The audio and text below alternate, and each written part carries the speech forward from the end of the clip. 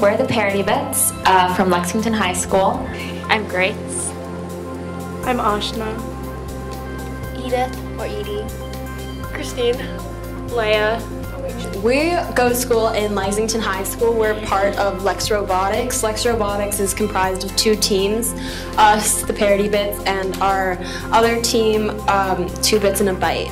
So basically we compete in FTC First Tech Challenge. We build robots over like the span of like 3 months, and then we start competing them in challenges. So the challenges basically take place on a field. On the field there's like a bunch of obstacles, and we like they're not really obstacles so much as challenges, and we have to like complete the challenges to get a certain amount of points, and whoever gets the most points like wins. Yeah, so we are although we are part of like Lexington High School, like we like build and everything and like code at Lexington High School, we are like a self-funded team, so we like fundraise and everything to make all of the money to pay for all the parts, and like all the like if we have to travel for a competition, we have to pay for it ourselves. So yeah. So as you can see, we're an all-girls team. We were founded in the spring of 2014 by a senior at the time named Zyla, and she was a captain of the co-ed team, 2 Bits and a Byte, and she kind of saw like a big disparity in the amount of girls on the team to the amount of boys, so she decided that founding an all-girls team would be a great way to get more girls involved in robotics at the high school, and it really has been. The team's grown a lot over the past 5 years. We're currently in our 5th season. Every year we've been to the state championship, and we went to the super regional competition in the 2016-17 season, which is like beyond the state championship, and that was in Scranton, Pennsylvania, and so that was a really awesome opportunity for our team to kind of see all the other robotics teams in like the East Coast and what they're doing and to compete against them, so that was really awesome. We all have different roles on the team. Some people are builders, or programmers. We have people who coordinate outreach, and we have people who like make our notebook. Our engineering notebook is like a really essential part of our team, and so we have everybody write notebook pages, whether it's for an outreach event or a team activity or building or programming. But then we have someone who like puts the whole notebook together, and it's a great way to kind of synthesize what we've done over the season. It's a great way to communicate between team members and show our progress and how much we worked on the robot. And sometimes people will have multiple roles on the team, and yeah. So Leia explained earlier about the First Tech Challenge. Every year it changes. So a couple years ago it was velocity vortex. We had to pick up cubes from the ground and then shoot above into a vortex. Basically, it was made up by, it was like a basketball hoop that you would shoot in. This year our challenge was basically to pick up minerals. And this time we couldn't launch anything, so we have to lift it up high and dump it into a corner. And we also have to hang. So over here, if I turn this around, this actually latches on and hangs from a, yes? Oh, no, okay. This actually latches on and hangs. And then in the front, this is where we collect all the minerals, so this actually turns around and flips. And we actually have a box right here. Yes. Thanks. Okay. So this actually, there's a box right here, and so all the cubes end up in here. And then this is an X-ray kit we actually bought from the first FTC. So this actually lifts everything up, and then this we have a conveyor belt on the inside and sort of pushes the minerals off. And this? So this is this year's challenge. It's the Rover Ruckus challenge. So basically, yeah, we're gonna just show it to you.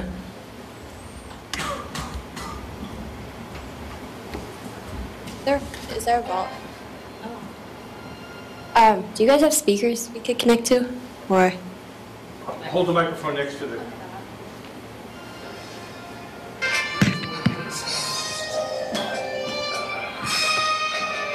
Welcome to First Launch and the 2018-2019 First Tech Challenge game, Rover Ruckus, presented by Qualcomm. team consists of 2 driver operators, a coach, and a robotic rover. The robot must be built from materials specified in the game manual and fit within an 18-inch sizing tool, but may expand after the match begins. And, for this year, must weigh no more than 42 pounds. Each match is played with 4 randomly selected teams, 2 per alliance. Your partner for one match may be your opponent for another. The game is played on a 12-foot square playing field with a foam tile floor and 1-foot-high walls. 2 Alliance-neutral craters sit in opposite corners of the playing field, and 2 Alliance-specific depots are in the other corners.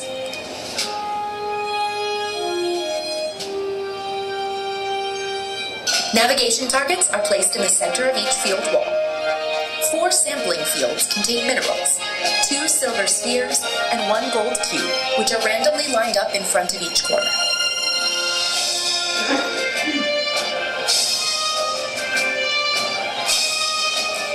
Silver and 86 gold minerals are divided roughly evenly and placed in each crater.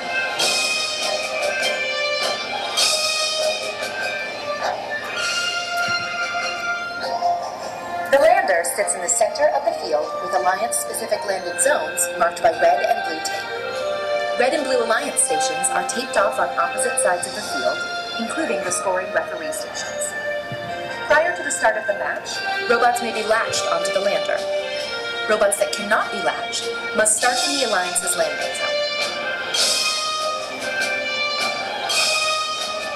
Robots may also be preloaded with a team marker. Teams may be as creative as they would like with their marker designs.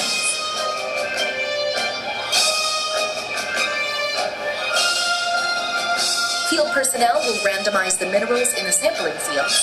Then the match is ready to start. Each match begins with a 30-second autonomous period.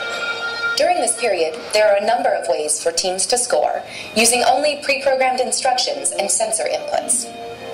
Robots that land on the playing field earn a landing bonus of 30 points. Robots that start in the landing zone are still eligible to play, but will not receive the landing bonus. Robots may use the 4 unique navigation targets to help orient themselves on the field.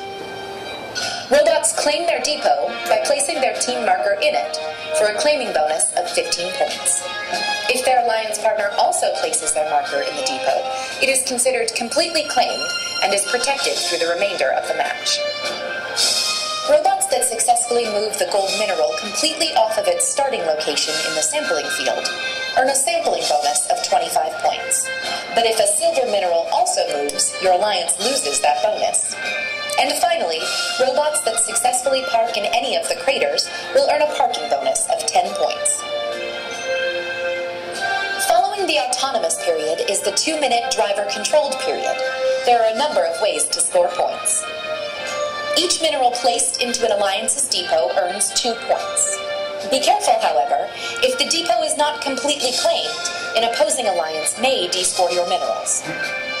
Robots that successfully place silver minerals into the silver cargo hold earn 5 points each for their alliance. Robots that place gold minerals into the gold cargo hold also earn 5 points each for their alliance. But placing minerals into the incorrect cargo hold will not earn any points. The last 30 seconds of the driver-controlled period is the end game. During this time, robots may continue scoring minerals, and they may also earn bonus points. Robots that park partially in a crater will earn 15 points. However, if they go completely into the crater, they earn 25 points for their alliance. A robot that is deployed from the lander during the match and latches back on during the end game, lifting off of the playing field, will earn 50 points for their alliance. There are many ways to score in Rover Ruckus, but there are also rules that, if not followed, will award points to your opponents. For example, robots may not launch minerals into the lander from outside of the Alliance's landing zone. Robots may not block access to the lander. A robot may not control more than 2 minerals at a time unless the minerals are in the crater. And parts may not be deliberately detached from robots during a match. This has been a brief summary of the Rover Ruckus game. For complete rules, please read the entire game manual and remember to check the Q&A forum. Don't forget the most important rule of the First Tech Challenge, gracious professionalism. Good luck, teams, and have a great season.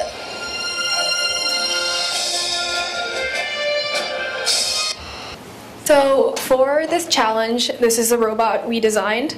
So a very basic breakdown of it is that we have a collection mechanism, which is a ramp and a flipper.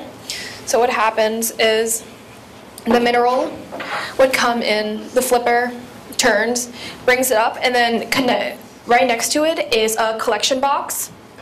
I'll put it in myself.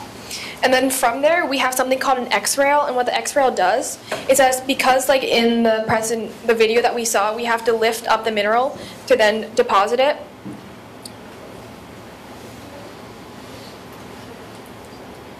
We had a complication earlier where our wire snapped for the battery, and that was a little difficult, and we eventually figured it out. But we still have to fix it when we get back. We'll solder it, yeah. We have a soldering iron here. That's true. So this piece. Okay, yeah. So basically, there's... Okay, so basically in the back, let's turn it a different way. In the back, we have a spool connected to a motor. Yes. We have a spool connected to a motor, right? So whenever the spool spins, this actually goes up with it. So this actually can go up to about past 3 feet. Yeah. So this can actually go up very, very high, and that helps us achieve our goal. Over here as the box we were talking about, so it lands perfectly in here, and it fits within the limit of having 2 minerals, so 2 things could be on here at the same time. And then essentially we have another servo over here. It's a standard continuous servo that spins the conveyor belt all the way to the edge. So like if it was over here, this would move the mineral over here. Where this door connected to another servo down here, but this one's just a 180 servo. This 180 servo spins this door down, and essentially this just knocks out onto the lanyard, onto the lanyard over there. And this afterwards, this comes back up, and then we can lower it back down and redo it again. So we'll just give you, this is how high it goes up to. So it helps us reach above our limit. So earlier I mentioned this part of the robot. So we have a bearing over here, and it consists of a rack and pinion system. We originally wanted to do X-rails again for this, but X-rails are very, very, it can't carry the whole weight of the robot basically. And this robot is over 20 pounds. It's definitely over 20 pounds. It's under 40, so it fits within the limit. So the wheels that we have here are Omni wheels. Oh, the mechanism wheels? Okay. They're mechanism wheels, so this just allows us for more movement. We can go forward and backwards, but also sides to side. And the reason why you can see that the wheels lift up the robot is that part of our challenge is that we have to get over a crater. And in order to do that without damaging the rest of the robot, we need something that lifts up the main frame of it. In the front, we have our ramp. It's actually connected to a servo, so this actually lifts up too. So this can travel. All of this can travel safely over the ramp. Yes, but we initialize it to stay at the bottom. Yes. Jerry has a question. Yes. Yeah, question if I may, which is, was this robot designed as is, just like this from the beginning, before you started was building? not, You changed yes. it and evolved it, and how long have you been working on it? So we've worked on it for about 2.5 months. We started in late September or mid-September. We started brainstorming then, and yes, we started brainstorming them, and over time we gradually improved on it. In the beginning, we were thinking, what better way? What is the fastest, most efficient way we can get the minerals to roll up? And we've tried several different procedures. One of them was a clamping thing that we might still look into. We evolved into the box with the ramp because for the flippers, this was just the quickest way of getting them up for now. And for the box, we were thinking, how can we get it to slide across? Because we've always wanted it to be stored away so that we could push it out somehow. And the conveyor belt was just the easiest way of doing that. Yes. Is there a place where you get all these parts? Is it So the conveyor belt we made ourselves. It's made out of Lexington acrylic. So we just found scraps in our makerspace at school, so we built it out of that. The conveyor belt we found, we actually had conveyor belts at our school. Yes. Yes. What was your working schedule for this? How often did you work on it each week? And how did you plan it? Yes. So I was there Tuesday through Friday. I roughly stayed till 5 or 6. Most of them, we show up at least twice a week. Most of them, yes. So everybody usually puts in 8 hours before the week's over, at least, yes. How many, it looked like there was about 20 ladies in the group. Yes, there's about 20 ladies in group. FTC usually allows only 15 people per team, and that's why we usually have 15 people constantly working on the robot. But we have a lot of rookies coming in this year too, so that's why you would see extra hands working on it. With the robot itself, what are you using to communicate with it? We actually have a phone right here. Yes. Yes. So the control system, we have another phone connected. And it's Wi-Fi. Yes, Wi-Fi. Wired into the robot controls. Yes. Okay. Is there an app that you use to control the motor? There is an app. It's an FTC app. Yes. It's you get it. Is it available to the public as well? I believe so, but I think it's also like if you participate in it, they give you all these. FTC actually provides you with some tools. Yes. Also, like somebody asked before, like we're actually still prototyping our robot, so we definitely like with the ramp, sometimes like we have trouble just in terms of like driving. So we are planning to we also have like a prototype with like PVC piping with like little tubes attached to the basically like spiking out. We're gonna have basically like a motor attached to it, so when the motor is running, the PVC piping is rolling really fastly, and that should be able to roll up the cubes and spheres, and that would be able to that would make it for us to be able to get rid of the ramp altogether. So we're still prototyping. Like it's not like we stop prototyping at any time. You could say how you got into this club in the first place. I actually started robotics in the 3rd grade. I did FLL. So I grew up into it because I used to live in Michigan and my school was 3rd through 8th grade. So they just had a robotics team, and even though you're supposed to start in the 5th grade, they were just like, anybody can join. And so I started in the 3rd grade, and because my dad was running the team at the time, so I just joined because of that. But I stayed because I actually really enjoy robotics. So I'm probably the newest addition to Parity out of this group. I just joined this year. So previously I was a dancer, but then I broke my back.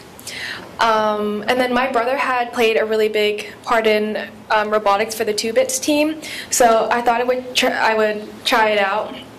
And I think what initially drew me in was the community of people, actually. And they were really helpful, and they were just a fantastic group of people. And I think once I started working on the robot, I think I just found that I really enjoyed working with pieces, figuring out problems, and in the end, when something works, it's an ecstatic moment. But my favorite part was initially the ramp, because I worked on that. But we've made so many ramps now, and we finally got it to work today, so that was a really good triumph. So for me, I started sophomore year, so that's 2 years ago for me. I'm relatively new to robotics. I haven't been doing it since 3rd grade, but when I was in elementary school, I did do something similar to Lego heads, and me and my brother, we would enter into these competitions, and we would they were for kids, for elementary school kids, and I just loved competing and meeting new people and seeing all their ideas coming together. And I love seeing the community of people, especially the robotics community. I love it really much. And as Christine said, I love solving problems, and at the end, it's really rewarding to see it work at the end, and you putting in all that work. And I think that it's something that's a challenge, but it's also something that's a rewarding challenge, and it really benefits you in all ways, all around as a person. Alright, so I'm Edie. I actually moved here from New Hampshire, so I had no background in robotics or engineering whatsoever. But I thought programming or designing robots sounded very cool, so I signed up at the activities fair. And I've actually been at robotics ever since I signed up. My favorite part of the robot probably has flip-flopped for quite some time. So I actually really love the X-rails because it allowed us to go up and down very quickly. And then it switched to the robot, the box over here, because it helped. I thought it was a very efficient way of getting the cute minerals down, and I did help build part of it and design it too. And then I just finished building a prototype, like a clamp, so that would get rid of everything over here. It's a very minimalistic prototype, but I think it's very cute in that it just goes all the way down and clamps on it. And we avoid the ramp problem because the ramp has to flip all the way up in order for it to get the minerals. But sometimes the minerals get stuck under the ramp, so that's an issue we've been having it. So I've been designing new items so that we can avoid it. So, like Edie, I joined robotics in 9th grade at the activities fair because they had like the robot in front of the poster board and they were like driving it around and it looked really cool. And I didn't know anyone on the team, and so it was just kind of like a totally new thing to try, and I thought I'd learn a lot, and I definitely learned a lot. I had no experience in robotics beforehand, but it's been a lot of fun, and I've really enjoyed my time here. And I would say that my favorite part of the robot, I have to agree with Leia, it's the PVC piping prototype that we don't have here, but hopefully we will have on our robot in a couple weeks. So over here we have a bearing connected to the rack and pinions in here. So all of this inside is rack and pinions. So essentially this spins, this will move it all the way up. Because it's a rack and pinions, it'll be much sturdier than X-rails per se. So over here we have a texture piece. We measured it, so we carefully planned out how much we needed here to be sturdier and how much leeway we can have here for it to clamp down without it sliding off. So this nail over here, the screw would prevent it from sliding off. We build them for these challenges, but because they can accomplish so many things, they also have a lot of real world value. So like you were saying with the nuclear reactor thingy, that we have a robot that the way it drives now, the way we've made the wheels, the way that we've built the robot, it could do, it has a lot of... It definitely gives us the skills to apply it for real life problems. Outreach is kind of like what we're doing now, where like you were saying earlier about sharing our ideas, we do focus a lot on trying to bring people into STEM. We do a lot of workshops with younger kids in our community, especially trying to focus on bringing girls into STEM and encouraging them to join robotics teams in their communities or join the Parity Bits when they get to high school through presentations. And we participate in large-scale events like the Boston Mini Maker Fair, the Cambridge Science Festival, and Lexington's Discovery Day. And we also tour companies like iRobot and Raytheon to learn from older engineers and see how what we're learning now can be applied in the real world.